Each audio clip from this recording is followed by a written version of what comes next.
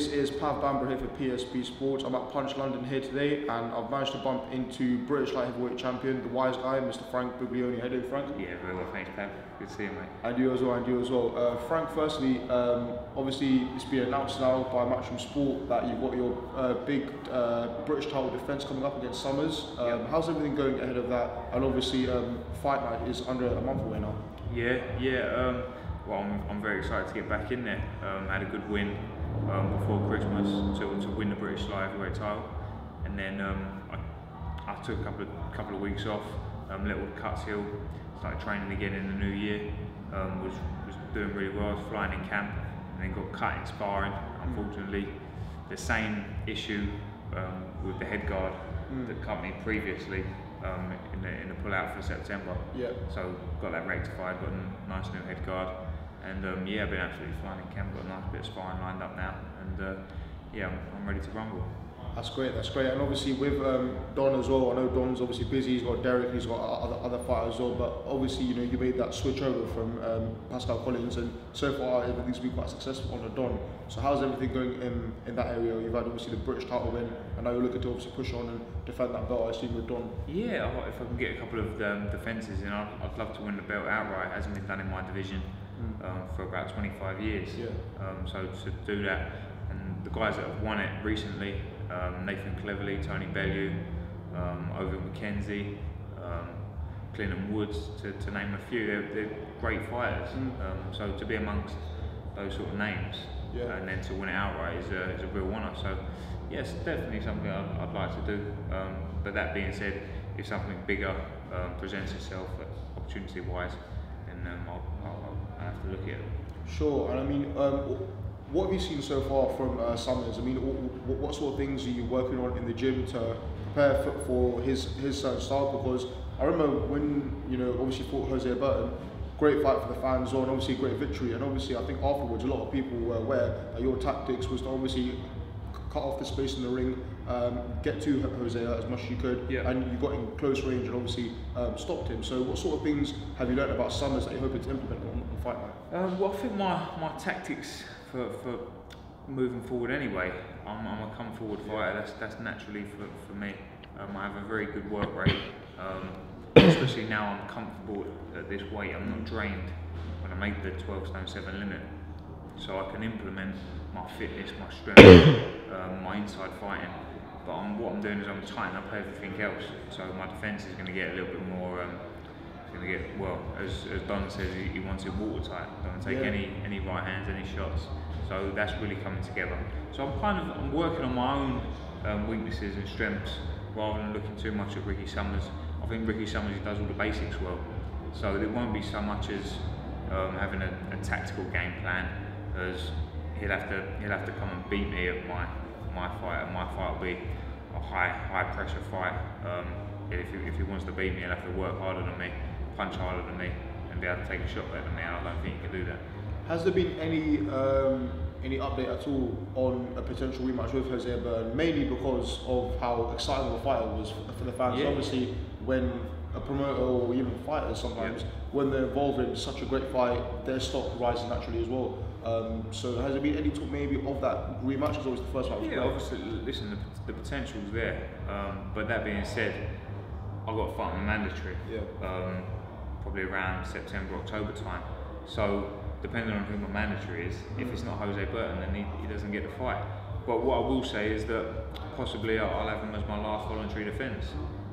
To win it outright with the rematch would be the icing on the cake for me. And I think if I did fight Jose Burton again, I'd be very confident of going in and doing a better job on him than what I did previously.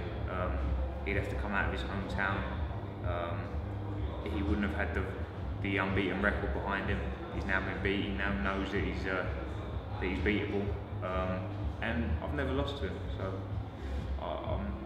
I'm very confident about beating him again. So certainly a fight I'll take. Frank, also in your opinion, what is your how do you look at the domestic light heavyweight scene at the moment? We were with Andy Yard yesterday. who's fighting for the Southern area title in the light heavyweight area, and I'm sure they're going to be looking to push on as well to obviously English and British level. Obviously you're fighting Summers, Hosea. There's like you said, people in the past. Obviously Cleverly and Bellew have won the light heavyweight British belt as well. So what's your opinion in general on the domestic scene of light heavyweight? I think it's really good. Miles Shinkrin, he's just joined our gym. He's on a bit of a trial period at the moment with Don. So that's going to be great in-house sparring. And I think Miles Shinkrin's going to improve, and obviously train alongside myself. We're going to push each other on.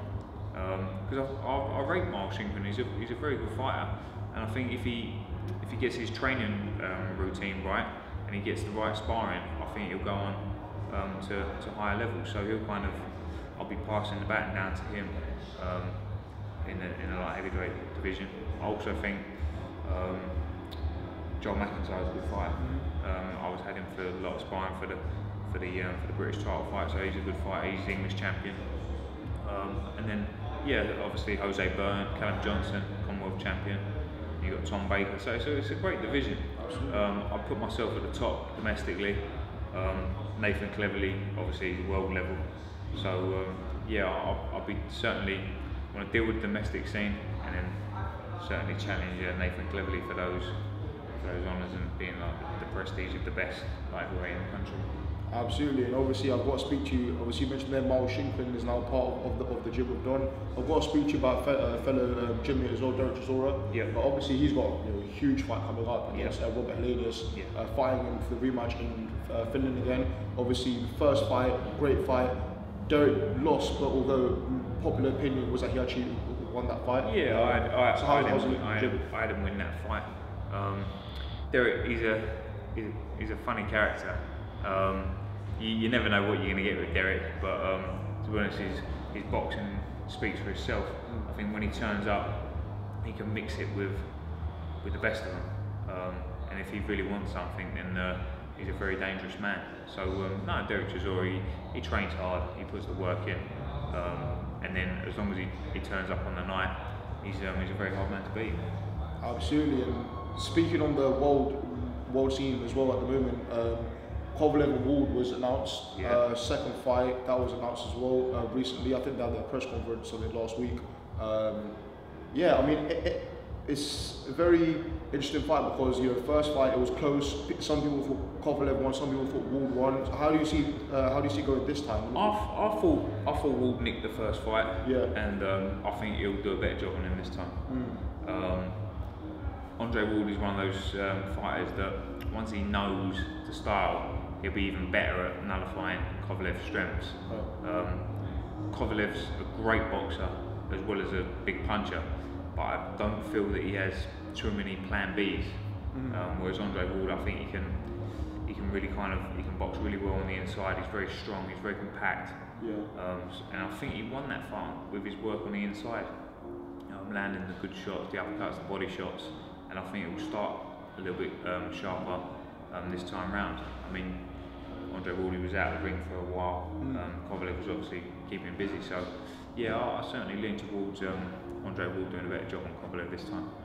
Sure, and Frank, also, have you had any talks with Eddie Hearn about his plans for you over the next 12 months or the plans for the rest of the year? Obviously, you mentioned there that you would like to win the British belt outright, we get voluntary and mandatory, but has Eddie spoken to you about anything particularly he would like to do? Well, I think the thing is, we're going to obviously, we'll see how it goes. We'll take one fight at a time. I said to him about winning the British outright, he was all for that. And then obviously we'll see what fights are there. I think domestically, if I can fight British fighters, it's a bigger deal than if I bring a European guy in that no one really knows about. But that being said, I mean, Robert Stieglitz is a European champion. Big fight that would be. It'd be a great fight. Whether I'd want to go and have it over in Germany against the German fighter, the home fighter, is another question. I think a fight like that would be nice to have it in London, but whether Robert Stieglitz warrants the money to come over and to make that fight happen, that's what it comes down to. So I'll look at the British title first, if the European's there, and then obviously fingers crossed Nathan Cleverly comes through his world title, defends well. and so I'd love to challenge James Gleverage for this world title. That sounds great. I want to say thank you so much to you, Frank, for having us here today at the gym. I think we're going to do some filming of you now with some shadow work and stuff like that. And thanks a lot, Frank. Thanks very much. Thanks.